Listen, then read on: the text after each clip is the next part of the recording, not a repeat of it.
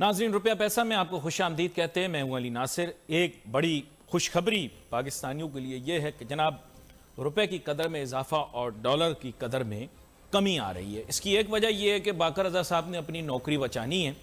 State bank के वो governor हैं और ख़ान साहब को ज़ाहिर बात है अकेले बाकर रज़ा साहब और अब्दुल हफीज़ शेख साहब तो नहीं बताते रहे बातें, और अकेले जो है वो साबिक फाइनेंस मिनिस्टर जनाब अब्दुल हफीज़ शेख साहब ही तो मिसगाइड में मतलब गाइड नहीं करते रहे, बल्कि और लोग भी उनको गाइड करते रहे हैं।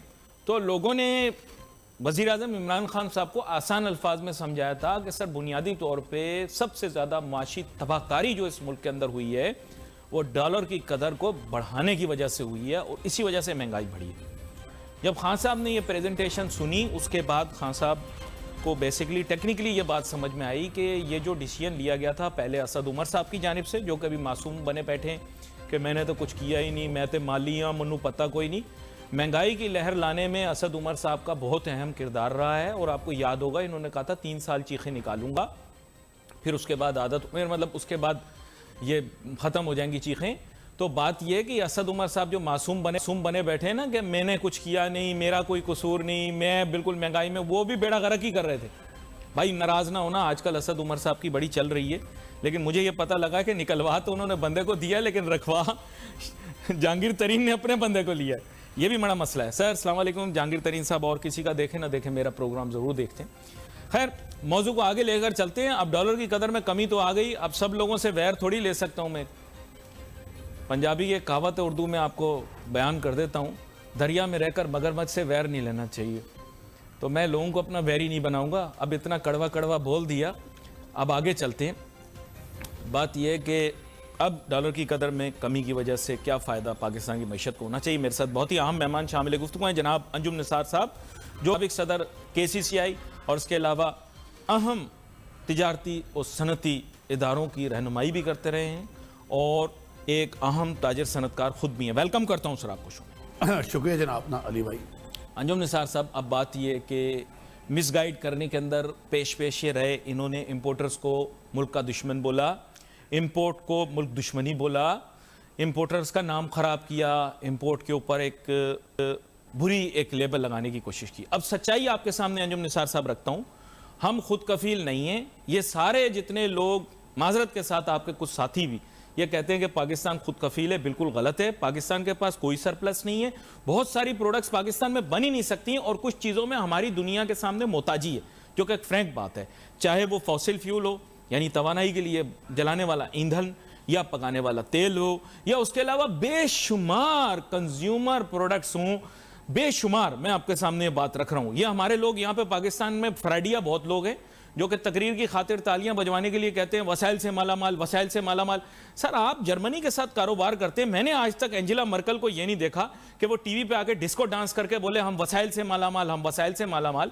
जापान के वजीर आजम को मैंने नहीं देखा कभी वो डिस्को डांस करके बोले हम वसाइल से माला माल। हमें क्या खब्त और एहसास कमतरी, हम जहां जाते हैं हम डिस्को डांस शुरू कर देते हैं, हमारे पास सब कुछ है। क्या सर इस मसले का हल क्या है और इंपोर्ट इंडस्ट्री को अब क्या हमें पाकिस्तान को फायदा देना चाहिए? डॉलर की कदर कम कर दी हमने। अली भाई, सबसे पहले तो आपका शुक्रिया, आपने कुछ मुख्तलिफ मेन तो आपने डॉलर पे अपनी बात की है कि पाकिस्तानी रुपया तकड़ा हो गया, which is a good news. और डॉलर के अंदर रीजनेबल कमी देखो है। देखिए, तो हम हमेशा गवर्नमेंट से कहते थे कि करेंसी के अंदर स्टेबिलिटी होनी चाहिए ताकि कोई भी बिजनेसमैन, कोई भी इंडस्ट्रियलिस्ट अपनी एक लॉन्ग टर्म प्लानिंग कर सके। बहरहाल देव आए दुरुस्त आए, एक डिसीजन लिया गया। गो के इस पर भी मैं आगे बात कहूँगा कि इसको एक स्टेबल शक्ल देनी चाहिए। ये नहीं कि आज 150 एकदम आपने विद इन अ वीक 158 से 152 ले गए, फिर 145 ले जाए, फिर अचानक आप वापस 150। लेकिन इसका इम्पैक्ट बहरहाल बहुत अच्छा, इट्स अ गुड डिसीजन कि करेंसी की तरफ ध्यान आया गवर्नमेंट का एट लास्ट। इससे 2-3-4 चीज़ें बड़ी मेजर जो हम समझते हैं। एक तो महंगाई, चूँकि इम्पोर्ट सब कंट्री है, इम्पोर्ट बेस्ड कंट्री है, आपकी इम्पोर्ट कोई $55 बिलियन के करीब हैं, एक्सपोर्ट तकरीबन $24 बिलियन हैं, जो बहुत एक बड़ा शर्म आती है किसी से बात करते हैं कि हम $24 अरब पे हैं एक्सपोर्ट पे 70 साल बाद भी। बट एनीवेज इसका इम्पैक्ट तो हम समझते हैं आने वाले दिनों में इन्फ्लेशन पे, अब और ख़ास तौर से महंगाई में तमाम आइटम। आपने ऑयल की बात की, आपने दूसरी मुख्तलिफ चीज़ों की बात की कि पेट्रोल में जैसे गवर्नमेंट कल कमी करने जा रही है, तो मैं समझता हूँ 1-1.5-2 रुपये के बदले मेजर पास ऑन देना चाहिए ताकि गरीब को, जो लोअर तबका जो फिस गया है, उसको सहूलत मिले। इसके साथ एडिबल ऑयल है, ऑयल के अंदर नुमाया कमी देखनी चाहिए, तकरीबन हर सेक्टर में इसका इम्पैक्ट आना चाहिए। इसी तरह किराए में कमी आए तो कुछ सुख का सांस आएगा। लेकिन ये करेंसी को दोबारा एक जैसे मैं कहूँ कि स्टेबल एक लेवल पे ले आए। आपकी एक्सपोर्ट्स इंपैक्ट होंगी, चूंकि जिन एक्सपोर्टर्स ने सौदे किए होते लॉन्ग टर्म और वो 168 165 पे करे थे, जब उनकी पैसे आएंगे बाहर से, जब वो एक्सपोर्ट करते हैं डॉक्यूमेंट बैंक से पैसे आएंगे तो बहुत कम आएंगे, तो वो लॉसेस एक्सपोर्ट पे हम शायद। अरे सर, वो तो मुंह भर भर के जी इनकी तारीफें कर रहे हैं, मैं लफ्ज नहीं कहना चाह रहा। वो खास तौर पे उनका तो इन्होंने दिल जीता था, वो तो अब मुंह भर भर के इनको व्हाट्सएप के ऊपर तारीफें कर रहे हैं। तो यही मैं कहता हूँ, देखिए एक बैलेंस होना चाहिए। इससे और एक बहुत बड़ा जो मेजर इंपैक्ट है वो कर्जों के अंदर नुमाया जो सूद हम देते हैं। देखिए पूरे साल में मुश्किल से 22 करोड़ आवाम मिलकर। अच्छा, इसमें मजीद बात जारी रखते हैं, एक छोटी सी ब्रेक मैंने लेनी है, ब्रेक के बाद आते हैं, अपनी गुफ्तगू जारी रखते हैं। Let's take a short break.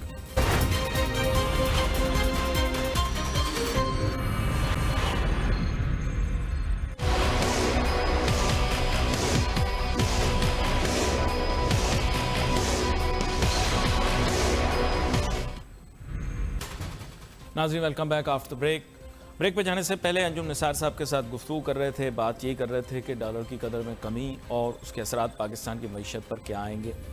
इससे कबल के मैं यूरो बॉन्ड्स के मुतालिक बात करूं, मैं चाहूँगा कि गुफ्तगू मुकम्मल भी हो जाए। और साथ साथ अंजुम निसार साहब, अब बात कुछ ऐसी है कि हमारे मुल्क के अंदर क्योंकि लोगों को मईशत के बारे में कुछ पता नहीं है, अभी तक कम्युनिस्ट दौर में रह रहे हैं, सोशलिस्ट दौर में रह रहे हैं। सर, तिजारत जो है वो टू वे होती है, इम्पोर्ट और एक्सपोर्ट। तो इंपोर्ट भी इस इकॉनमी की मैं तो कहूँगा कि पाकिस्तान की इकॉनमी बेनिफिशियरी है इंपोर्ट की। हमारे यहाँ कुछ लोग हैं जिनको पता ही नहीं इस बात का। सर, टैक्स तब इकट्ठे होते हैं तो टैक्स का बड़ा कंपोनेंट कस्टम इकट्ठा करके देता है। ये वो सब कुछ है जो कि इंपोर्ट पे चार्ज कर करके दे रहे हैं, इसीलिए शॉर्टफॉल आ रहे हैं क्योंकि इंपोर्ट रिडक्शन की है। अब इनको समझ में नहीं आ रहा कि खाली एक्सपोर्ट बेस्ड या लोकल डोमेस्टिक इंडस्ट्रियल इन्वायरमेंट को आगे लेकर नहीं चला जा सकता, इंपोर्ट भी अलाउ करनी पड़ेगी और सस्ती भी करनी पड़ेगी। क्या कहते हैं आप? देखिए, मैं हमेशा कहता हूँ अली भाई, आपने बिल्कुल सही बात की। दुनिया का कोई मुल्क, इस वक्त जब मैं आपसे बात करूँगा, कोई 240 मुल्कों में से एक मुल्क का एग्जाम्पल दे दे जहाँ इंपोर्ट ना होती हो। अगर बड़ी इकनॉमीज को ले लें, अमेरिका की एक्सपोर्ट्स कम है, इंपोर्ट ज़्यादा है। चाइना को ले ले, चाइना तकरीबन 2000 बिलियन डॉलर की एक्सपोर्ट करता है और तकरीबन 1800-1900 बिलियन डॉलर की इंपोर्ट करता है। जर्मनी जो तीसरी चौथी बड़ी इकनॉमी है दुनिया की, उनकी 1500 बिलियन डॉलर की एक्सपोर्ट्स है। वह मुझे वैसे ही शर्म आती है फिगर देते हुए। जर्मनी के बाद ही नहीं, आप खुल के बात करें। मैंने जो आपसे सवाल किया था उसका जवाब आपसे जरूर लूंगा। हाँ, बिल्कुल कि आप ऑन रिकॉर्ड मुझे बताएं कि एंजेला मर्कल यूरोप की सबसे बड़ी मईशत की जो सरबराह रही हैं, वो क्या ये आपने ये सुना है कि आजी इंकिसारी छोड़कर सीना फुलाकर हम वसाइल की कमी नहीं, हम ये हैं, हम वो हैं? कभी आपने जापानीज वजीर आजम को देखा हो कि वो सीना फुला के कह रहे हो हम गाड़ियां देते हैं, हम ये हैं, हम वो हैं? हर कोई आजी से बात करता है। सिर्फ मैंने अपनी कौम पाकिस्तानियों को देखा है बेवजह टका जेब में है नहीं, सीना फुला के वसाइल से मालामाल, वसाइल से मालामाल। इस सवाल का जवाब देना सर, मैं जानना चाहता हूं। बिल्कुल आपको बताओ, देखिए हमें ये अब ये चीज़ें छोड़ देनी चाहिए कि हम दुनिया में शायद हमारे अलावा कोई है ही नहीं दुनिया में, या हमारे अलावा हम हर चीज़ में खुद कफील है, या हमसे बेहतर कोई नहीं है। आपने बिल्कुल सही बात की एनी मर्कल की। और वो देखें, मैंने कहा छोटा सा मुल्क है, 8 करोड़ की आबादी है, 1500 बिलियन डॉलर की एक्सपोर्ट है, उनकी तकरीबन 36 घंटों की एक्सपोर्ट। जर्मनी की 36 घंटों की एक्सपोर्ट की वैल्यू हमारे पूरे 365 एक साल की वैल्यू के बराबर है। तो सोचिए हम कहाँ पे हैं, हम अपने आप को किस बात पे उतारते हैं। हम अगले 3-4 साल बाद का टारगेट रखते हैं कि अगले 2025 में पाकिस्तान 35 अरब डॉलर की एक्सपोर्ट कर लेगा। यानी जो जर्मनी की 2.5 दिन की एक्सपोर्ट होगी, आज से 5 साल बाद पाकिस्तान की पूरे साल की एक्सपोर्ट होगी। तो हम कहाँ खड़े हैं, हमें रियलाइज करना चाहिए। IT एक शोबा है जो हमेशा 2 चीज़ें हैं जहाँ हमें आगे बढ़ सकते हैं। पहले तो अच्छी बात आपने डॉलर सर, ये रेगिस्तान के बद्दू थे UAE वाले, जी, उनकी दीवारों पे सोना लगा हुआ, इनके दीवारों पे सोना। मैंने नहीं देखा कभी अकड़ के जो है वो वहां के शेख बोल रहे हो हम दुनिया के अमीर तरीन, हम दुनिया के जागीरदार, हम दुनिया के ये। एक अकेला मैंने अपनी कौम को ही देखा, यहाँ पे सड़क पे खड़ा खाकरूब भी कह रहा होता है पाकिस्तान वसाइल से मालामाल मालामाल। अरे यार, क्या बातें कर रहे हो, कैसी बातें हो रही हैं? अली भाई, उसकी वजह ये, अगर मैं किसी पॉलिटिकल पार्टी को देखता हूँ या पसंद करता हूँ तो मैं उसके पीछे दीवाना हूँ। मैं कहता हूँ ये लीडर है, बस अगर ये गलत भी कर रहा है, ये कहे तो बस इससे अजीम है ही नहीं। ये तमाम गवर्नमेंट, तमाम पॉलिटिकल लीडरशिप के बारे में होता है। हमारे को पॉलिटिक्स को एक अंदर इन्फ्यूज डाल दिया गया नर्चर ब्लड्स के अंदर कि बस उनको आप फॉलो को, उनकी बात। हालांकि मईशत सबसे बड़ा दुनिया का सब्जेक्ट है। तो आज मैं समझता हूँ हमें अपनी इकनॉमी को देखना चाहिए, चलिए अगले 10 साल के प्लान नहीं करे, way you want, way you would like to see Pakistan. Euro bond पे आए ना सर जी, आप बताएं, आप मुझे बता रहे थे ब्रेक के दौरान कि क्या यूरो बॉन्ड के चक्कर में ये यूरो बॉन्ड पे पिछले एक हफ्ते के अंदर, ये पिछले 7 दिन में हम ले लें, देखिए बड़ा सीरियस थिंग है, इसमें हमें सबको सोचना चाहिए, not to blame the government, लेकिन हमें प्लीज गवर्नमेंट को ये बताना है कि फॉर गॉड से आपको एक अच्छा चांस मिला है, आपको इस्टेब्लिशमेंट, आपको जुडिशरी, आपको हर तरफ से कोई खुदा ना खा हर तरफ से पॉजिटिव आपको सपोर्ट है, आप लेट से पब्लिक में पॉपुलर भी है, तो आप डिसीजन तो वो लें जो आके हम एक ट्रांसलेट कर सकें। अब इस एक हफ्ते में पिछले 7 दिनों में हमने $4.4 बिलियन का मजीद कर्जा ले लिया है। यानी मजीद का मतलब यह है कि एक IMF ने दिया आपको $500 बिलियन 3-4 दिन पहले आपके उसमें आए, फिर आपको वर्ल्ड बैंक ने दिए, फिर आपको कल $2.5 बिलियन आपने यूरो बॉन्ड जो बॉन्ड लॉन्च किए हैं, और ये 70 साल की हिस्ट्री में सबसे ज्यादा हाईएस्ट रेट कर्जे पे लिए गए हैं। यानी उसकी 3 ट्रेंच थी, 5 साल, 5 years, 10 years। अरे सर यहाँ पे तो लुड्डी हो रही है, यहाँ पे तो जनाब डिस्को डांडिया हो रहा है, खुश हो रहे हैं, कह रहे हैं हमने कर्जा ले लिया, वाह वाह वाह वाह। मैं समझता हूँ अगर सीरियस हो ना अली भाई, और ये बड़ा मैं समझता हूँ ठीक है, आपको अपने फॉरेन एक्सचेंज रिजर्व एक मिनिमम सतह पे रखने हैं जो इसको 3 महीने की इंपोर्ट के लिए काफी है, लेकिन एट द सेम टाइम हम सर ये जो 3-4 चमचे सीनियर सहाफी हैं और 2-3 चमचे मईशतदान है सेल्फ स्टाइल, ये इनकी तारीफें कर रहे हैं सोशल मीडिया पे के वाह वाह, मैं कोई बात नहीं, मैं तो एक इकोनॉमी बात करता हूँ। नहीं आपने नंबर्स और फिगर्स में मुझे बताएं ना, आप अभी बता रहे थे कितना कर्जा चढ़ जाएगा जो आपको खाली, अगर आप देख लें, अगर खाली कल बॉन्ड के देखें जो $2.5 बिलियन पाकिस्तान ने लिए हैं कैपिटल मार्केट से, ग्लोबल मार्केट में, जिसमें डोचे बैंक, बैंक ऑफ चाइना, तमाम ये चीजें, स्टैंडर्ड चार्टर्ड और बैंक क्रेडिट स्विस, इन्होंने आपको $2.5 बिलियन दे दिए, बड़ी अच्छी बात है, सब तालियां बजा रहे हैं, सब खुश हो गए इस पे। इसके देखिए इसका इम्पैक्ट क्या होगा, ये 3, एक 5 साल का, एक 10 साल का, एक 30 साल का है। 5 साल का हमने 6% पे लिया डॉलर टर्म में, 10 साल का हमने लिया 7.37 पे 10 साल का, 30 साल का हमने लिया कोई 8.87 यानी 9% से भी ऊपर। यानी कि अब 30 साल का अगर इम्पैक्ट कर ले, जो पैसा आप लेंगे डॉलर टर्म के अंदर आप देंगे 30 साल तक, यहाँ के 9% का मतलब ये अगले 10 साल के अंदर ही $900 मिलियन आपको तकरीबन $875 मिलियन उसमें सूद देना होगा। अंजुम निसार साहब, आपसे गुजारिश करूंगा कि आप एक तालीम बालगान की क्लास लगाएं, क्योंकि आपके जो ताजिर सनतकार भाई हैं ना, ये मतलब जाहिरी तौर पर इन पर दौलत तो इनके पास बहुत है, लेकिन क्योंकि मैं जानता हूं कि आप भी ताजिर सनतकार हैं, लेकिन आपके पास आला तालीम पाकिस्तान की टॉप यूनिवर्सिटी से आपने MBA किया हुआ, आप इनको बिठा के पढ़ाएं कि ये चीज क्या होती है। ये लोग क्यों नहीं कहते कुछ भी, ये चुप बैठे रहते हैं, इनको पता ही कुछ नहीं चलता। अब सबसे अली भाई सबसे तकलीफ दे बात सोचे, जब आप ये ले लेते हैं कर्जा, आपने ले लिया, बड़ी खुशियां, अच्छी बात है, स्टेबिलिटी हो गई, करेंसी डॉलर नीचे आ गया, इसका इंपैक्ट क्या होगा? जैसे मैंने कहा कि अगर पूरे साल में 22 करोड़ अवाम कोई 4500 अरब 4.5 ट्रिलियन का टैक्स जमा करती है फेडरल गवर्नमेंट, पहले दिन 1 जुलाई को गवर्नमेंट नेगेटिव में चलती है, क्योंकि अब 3 ट्रिलियन, तो उसमें से 4.5 में से 3 ट्रिलियन अपने सूद देना है, सूद जो आपने कर्जा लिया हुआ domestic as well as foreign कर्जा, उसके बाद कोई 1200 बिलियन रुपए आपने 1.2 ट्रिलियन तकरीबन डिफेंस में देना है। तो आपके पहले दिन बाद कोई बचता ही नहीं है, ना आप तनख्वाहें दे सकते, तो आपको मजीद कर्जा लेना पड़ता है। इस रविश को कम करते हुए मैं समझता हूँ गवर्नमेंट को आना पड़ेगा, इंडस्ट्री का पहिया चलाएं। एग्रीकल्चर आपका GDP में हमेशा बात करता हूँ आपसे कितने सालों से, एग्रीकल्चर का हिस्सा GDP के अंदर 20% है, कंट्रीब्यूशन कुछ भी नहीं है। अच्छा कंट्रीब्यूशन अब कहाँ से आए? अगर आप एक काश्तकार से पूछे, वो कहता है भाई टमाटर जो आज, अगर वो टमाटर कॉस्ट, जमीन की कॉस्ट ले ले, अगर वो रेंट पे लेता है ज़मीन तब देख के ले, उसके इनपुट्स गिन ले, जब आज जो इम्पोर्टेड है पानी, ट्यूबवेल, बिजली का, जब वो कॉस्ट गिनता है, टमाटर कम से कम आज एक आम किसान बेचारे को जो उगाता है 80 रुपये किलो पड़ता है, मार्केट में बेचारे कभी प्राइस 20 रुपये किलो हो जाती है, कभी 160 हो जाती है, वो बैंकरप्ट हो जाते हैं। तो वो बेचारे कर्जे देने, एग्रीकल्चर बैंक का अगर आप बैलेंस शीट उठा लें तो बैंकरप्ट हो जाएगा, वो तो कोई कर्जा दे नहीं सकता। मैं इस मौजू पे आपसे बात करूंगा। बात यह है कि चूंकि यूरोपियाई ममालिक हैं, वो भी आप हैरान होंगे कि they are exporting fruits and vegetables, how it is possible, because there per hectare yield is very high. Unfortunately Pakistan में इस पर तवज्जो नहीं है। लैंड की भी फर्टिलिटी होती है जैसे इंसान की फर्टिलिटी होती है, और वक्त के साथ साथ वो ख़त्म हो जाती है। इसके साथ साथ हमारे मुल्क के अंदर कोई पानी वानी नहीं है, सब फ्रॉड करते हैं यार। जब आपको कहते हैं 5 दरिया 5 दरिया 5 दरिया, कोई 5 दरिया वरिया नहीं है, ये सारा इधर उधर किया हुआ इन्होंने, पानी वानी कुछ भी नहीं है। Let's take a short break, वापस आते हैं, गुफ्तगू जारी रखेंगे।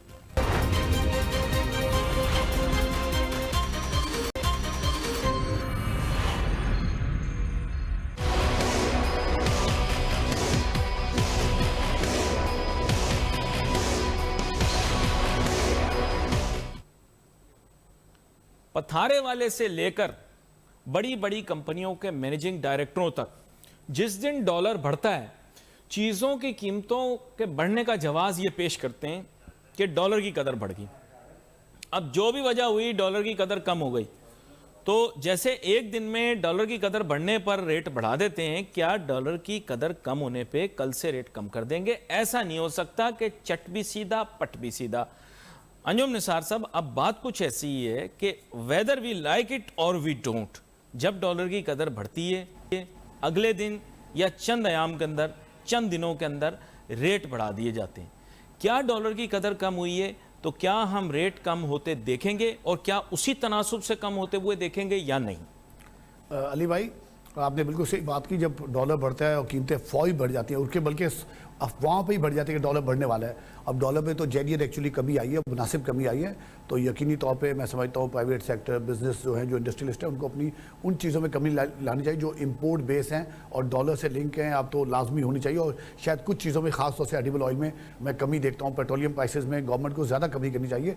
आप अभी बात कर रहे थे फ्रूट्स एंड फूड की, कि क्या कि भाई पाकिस्तान, हम कहते थे 5 दरियाओं का मुल्क है और इतना बड़ा सरसब्ज है, हम तो एक पूरा फूड फैक्ट्री है। हम फूड फैक्ट्री होते होते होते होते अब इम्पोर्ट फैक्ट्री बन गए हैं खाने के। चाहे कपास ले लें, चीनी ले लें। मैं एक छोटा सा मुल्क, अभी आपकी बात करता हूँ, जर्मनी को छोड़ दें, नीदरलैंड की आबादी है कोई 1,60,65,00,000, यानी कि 1,60,00,000। पाकिस्तान का समझ लें मुश्किल से आप 10% भी नहीं है। उनकी एक्सपोर्ट पिछले साल थी कोई 650 अरब डॉलर। कितनी? 650 अरब डॉलर, 650। हाँ, अगर आप 3 घंटे में गाड़ी लेकर निकलते हैं तो मुल्क खत्म हो जाता है। बाइक कार जब आप चला रहे होते हैं तो मुल्क का खत्म। और उनकी अगर आप खाली एग्रीकल्चर, अगर कई लोगों को नहीं पता होता, हमें तो बजाय हम नारे लगाएं ये जिंदाबाद वो मुर्दाबाद, हमें ये देखना चाहिए हम खड़े कहाँ पे हैं, हम क्या कर रहे हैं। हम किसी अपने लीडर्स को इतना आगे खुदा ना खासा क्रिटिसाइज की बात नहीं कर रहा, मैं ग्राउंड रियलिटी की बात कर रहा हूँ। हॉलैंड क्या लास्ट बोले सर, बोले नीदरलैंड, इसको हमको पता ही नहीं, इनको पढ़ाया गया है कि पाकिस्तान के नक्शे के बाहर सारे गंदे लोग बसते हैं, सारी दुनिया गंदी है, सारे लोग पाकिस्तान में बसते हैं अच्छे, और दुनिया में कुछ भी नहीं है। ये इनको पढ़ाया गया पाक स्टडीज की किताब में। अगर लोग गूगल करें और खाली नीदरलैंड की स्टडी कर लें, उसको रोल मॉडल बना लें, चले छोड़ दें अमेरिका। नीदरलैंड की आबादी आपको बता दी, इलाका बता दिया और उनकी एक्सपोर्ट्स बता दी। अब मैं ये खाली बता दूं कि उनकी खाली जो agriculture, they are the second largest, फिर दुआ सुन ले, after USA Netherlands is the second largest exporter of agriculture product.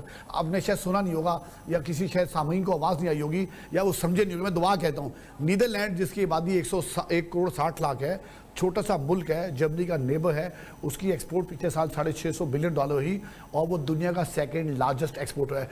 Food and fruit जिसमें एग्रीकल्चर अगर शामिल कर लें, एग्रीकल्चर प्रोडक्ट्स की एक्सपोर्ट भी आप $120 अरब, यानी अगले 5 साल की पाकिस्तान की एक्सपोर्ट हॉलैंड की पिछले इस साल 2020 की एक्सपोर्ट के बराबर है। हम कहाँ खड़े हैं? हम किन चीजों पे नारे लगाते हैं? अरे सर, ये छोड़े, वियतनाम से मिला दें इनको। जी, वियतनाम देख लें। अब तो छोड़े सर, अब तो कहावत बदल दी। बांग्लादेश के अंदर वो कहावत बदल दी। पहले कहते थे ना टके टके के लोग, अब उन्होंने कहना शुरू कर दिया है रुपए के लोग। कहते हैं टका तो महंगा है रुपए से। अब वियतनाम पे लोग कितनी तंगी, वियतनाम जंग से तबाह होकर निकला।